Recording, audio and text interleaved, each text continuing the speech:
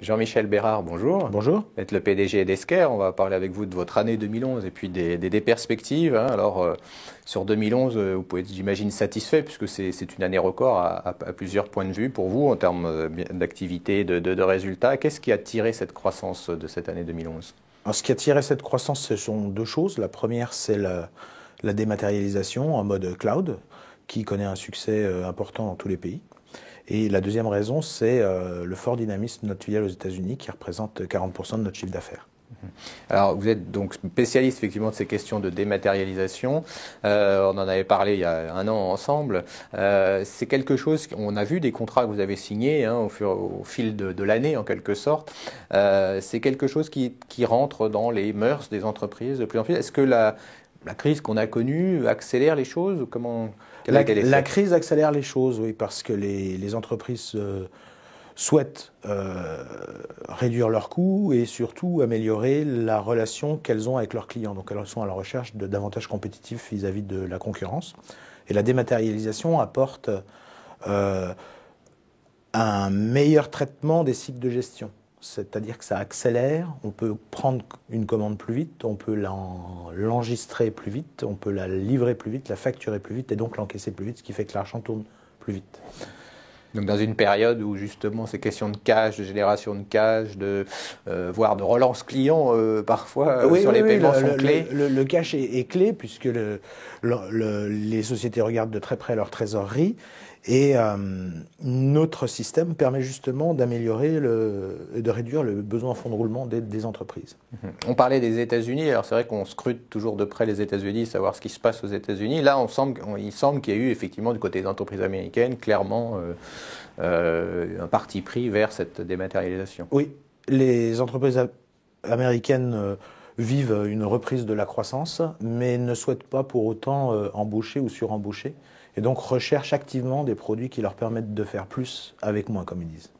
Euh, Aux États-Unis, l'année dernière, nous avons connu une croissance de l'ordre de 19%, en particulier très très forte sur le troisième et le quatrième trimestre, et qui a l'air de se prolonger sur l'année 2012. Est-ce qu'il y a des secteurs auxquels vous adressez qui se distinguent plus justement pour, je dirais, prendre vos solutions? Alors on est plutôt centré, nous, sur les domaines de l'industrie ou de la santé.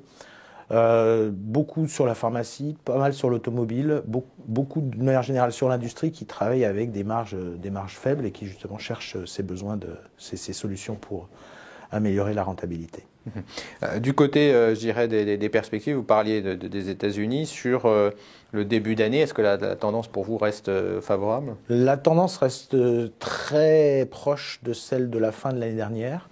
Aux États-Unis, on a connu un début d'année très bon sur janvier-février. L'Europe se réveille un peu meilleure sur ce début d'année que sur la fin de l'année dernière. Donc globalement, l'activité va plutôt bien. Ce qui nous aide aussi, c'est que nos produits sont gratuits, entre guillemets, c'est-à-dire ne nécessitent pas d'investissement. Les clients payent à l'usage. C'est un mode de cloud computing. Donc les logiciels sont hébergés chez nous.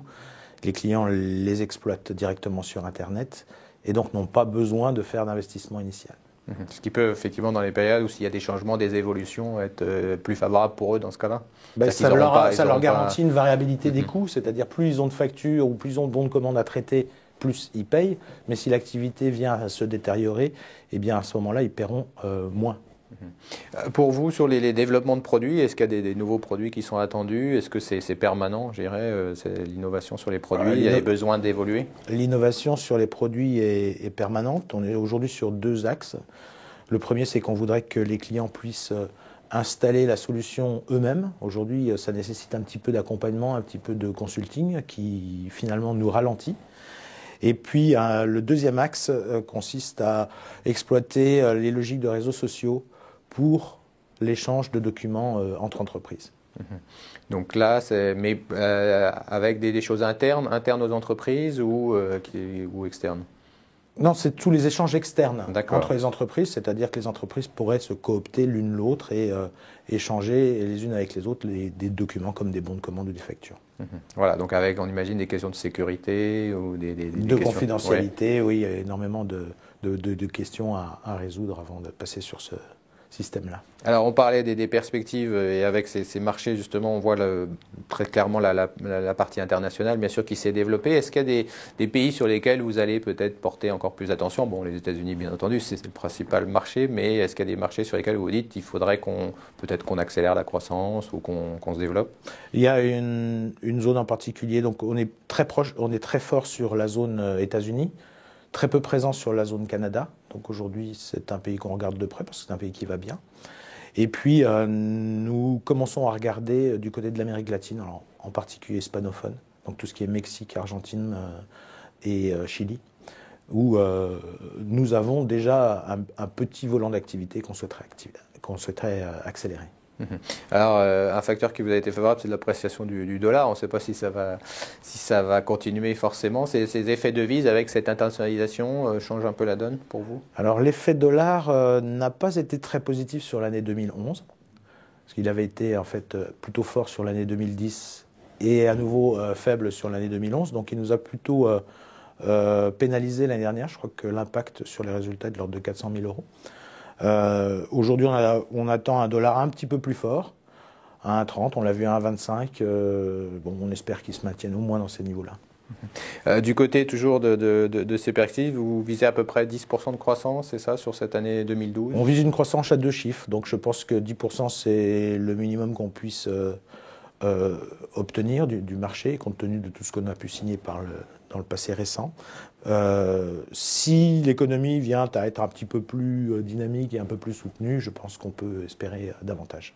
C'est votre pari ou vous êtes prudent comme beaucoup de chefs d'entreprise en ce moment? On est très prudent, on a fait comme si ce serait 10%. Voilà, donc voilà. C'est dans vraiment le budget, c'est comme ça. Donc oui. en étant tranquille, on va dire, par rapport à ça, et s'il y a une amélioration, si on a cette amélioration qu'on attend. Les investissements on fait quand même des investissements essentiellement sur le domaine de la R&D pour accélérer l'innovation et la mise à disposition de nouveaux produits, de nouvelles versions. Un mot peut-être de la situation financière après cet exercice 2011. Pour vous, elle est satisfaisante? Elle vous donne de la flexibilité, éventuellement de saisir des opportunités s'il y en a? Oui, nous avons une trésorerie de l'ordre de 11 millions d'euros, donc qui nous permet d'envisager des opérations de croissance externe. Cependant, notre valorisation boursière est très inférieure à la valorisation qu'on peut voir dans les sociétés privées. Donc, quelque part, ça complique un petit peu les discussions et les deals. On a pas mal d'affaires qu'on n'a pas fait parce qu'elles auraient été trop dilutives pour nos actionnaires. En conclusion, justement, ce regard de la bourse, comment vous le jugez? Parce que vous n'êtes pas la seule valeur, on va dire, du côté des mid-cap, en tout cas, à avoir cette espèce de décote, hein, en tout cas. Elle est liée à quoi, selon vous? Parce que quand on parle de vos marchés, ils ont l'air en croissance, il y a des perspectives, il y a un décalage. Il y a une faible appétence pour les actions d'une manière générale et très peu d'investisseurs sur le monde des mid-cap, ce qui fait que globalement, sont des choses qui sont un petit peu qui pèsent un peu sur notre cours. Oui. Ça veut dire par contre, en relatif par rapport aux autres sociétés d'Alternext, je pense que notre performance est bien supérieure à la moyenne. En conclusion, ça peut peut-être vous retarder sur certaines opérations ou sur sur ce que vous auriez pu faire, mais vous allez faire de la croissance organique? On fait de la croissance organique. Bon, ça nous occupe déjà la plupart du temps.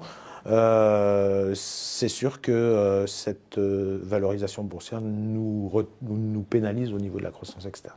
Eh bien, on suivra ça. On espère que ça effectivement changera pour vous. En tout cas, merci Jean-Michel Bérard d'avoir fait le point avec nous. Je rappelle, vous êtes donc le PDG d'Esker. Merci d'avoir été avec nous donc après cette publication. Merci.